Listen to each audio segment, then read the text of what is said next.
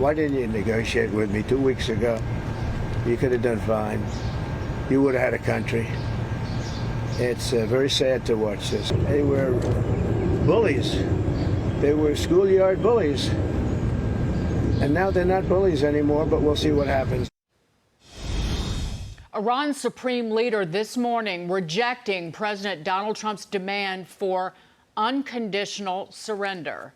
Welcome to the Big Money Show. I'm Dagan McDowell. Joining me, my co-host, Taylor Riggs, Brian Bremberg, Jackie DeAngelis. With us for this hour, Stratega's partner and chief market strategist, Chris Ferrone. Chris, great to see you. Great to be here. Thank you. Much to discuss. We are now 6 days into Israel's war with Iran. The clock ticking. U.S. officials say the next 24 to 48 hours are critical.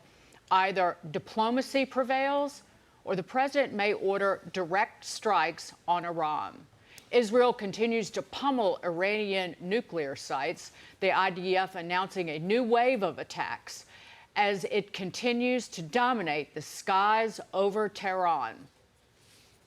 Iran has the largest missile inventory of any country in the Middle East, but Israel has taken out so many of its missile launchers. And there's this huge imbalance that Iran was a vulnerability that the Israelis have exploited. Israel did in 72 hours what President Putin in Russia could not do, still has not done over 3.5 years in Ukraine to achieve aerial dominance.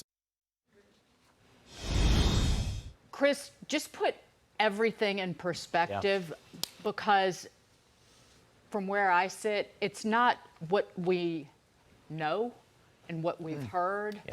It's what we don't know and what the president doesn't say.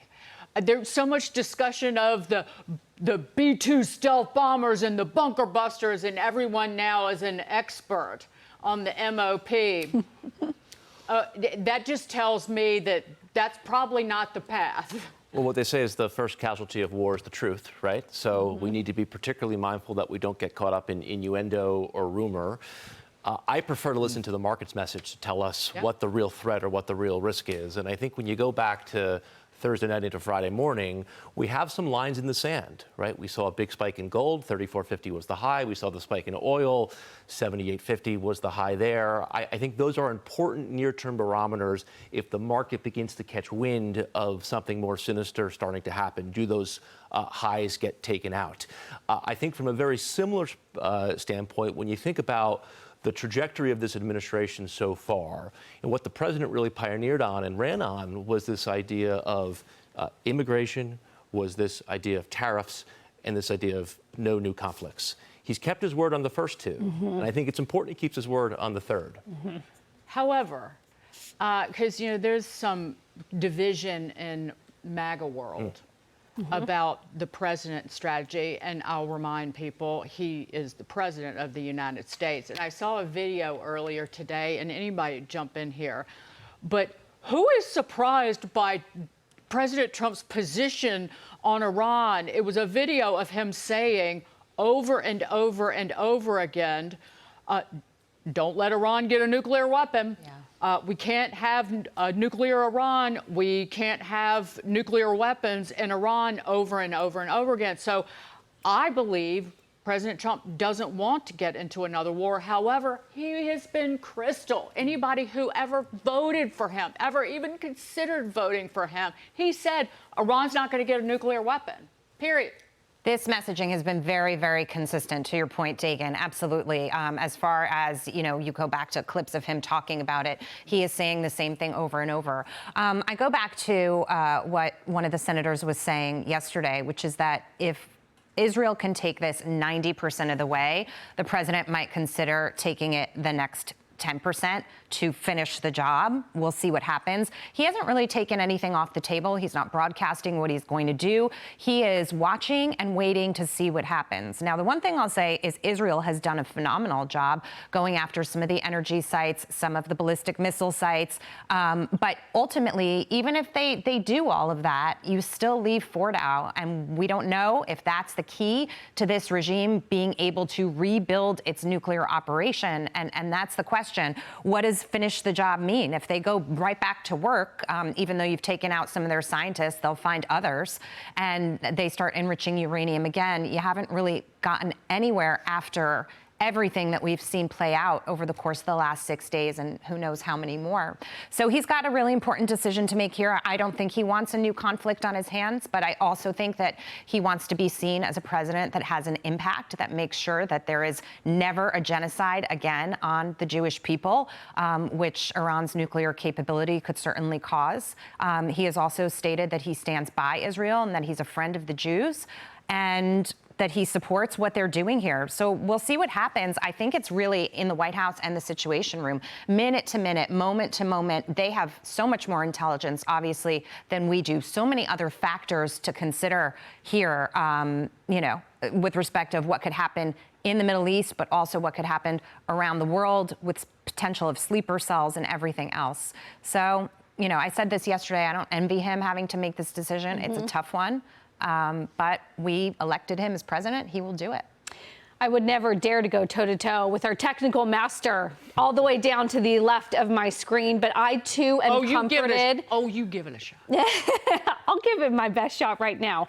I am comforted, as I've said all week, by these markets that the S&P 500 has been holding above 6,000, higher than where we closed on Friday afternoon when all of this really started to escalate. So I, too, am confident that the market either sees a very quick resolution or a not long, drawn-out global World War III type escalation. That being said, really interesting, you guys, the New York Times, actually, of all people, papers came out today, and they had a headline saying basically it's not too late to make a deal because Iran is in a very, very tough spot.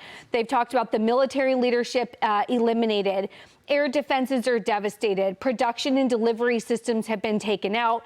A long war against Israel does not turn out well for Tehran. The race to produce a nuclear weapon would draw the U.S. directly into conflict.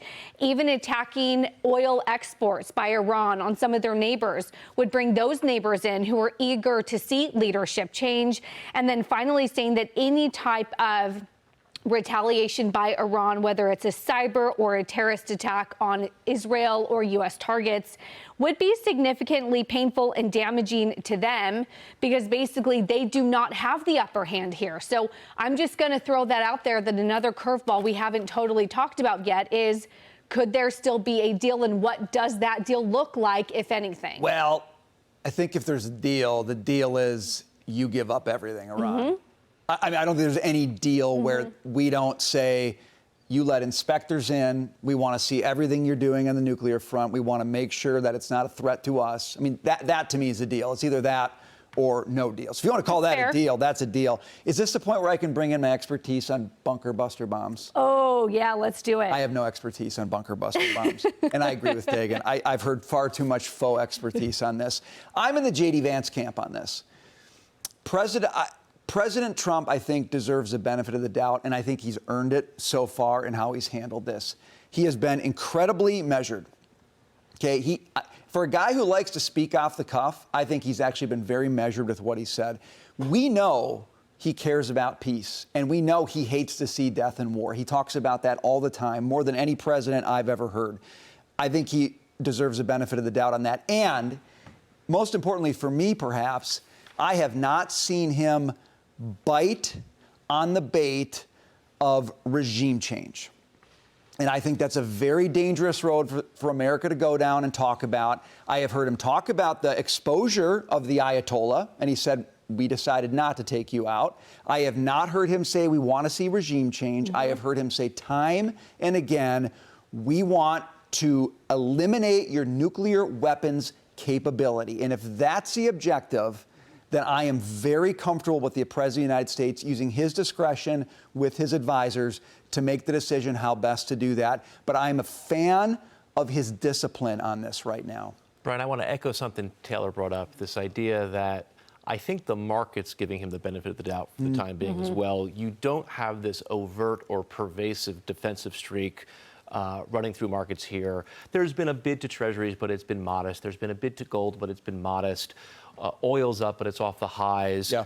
You haven't seen real pervasive defensive leadership within the context of the equity market. So I do think anytime you're in a geopolitical event like this, you have to be careful or resist the idea of only going to the first order. There is second and third order thinking here that is absolutely necessary. Now, the risk here is a more prolonged involvement does risk some of the domestic goals, which would be lower inflation, lower gasoline prices, lower interest rates. So I do think we need to be mindful of that at some point here as well.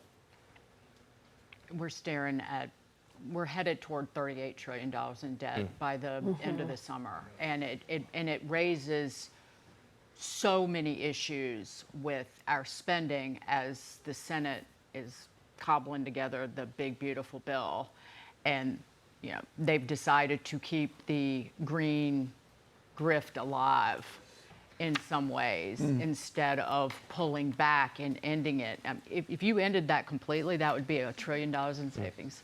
And instead, let's extend the solar and wind subsidies. I digress, but this is a moment that they should use to really decide who they are and what the priorities of government are. And I mean the Republicans, and they sure as hell didn't do that with that Senate finance bill that came out on Monday.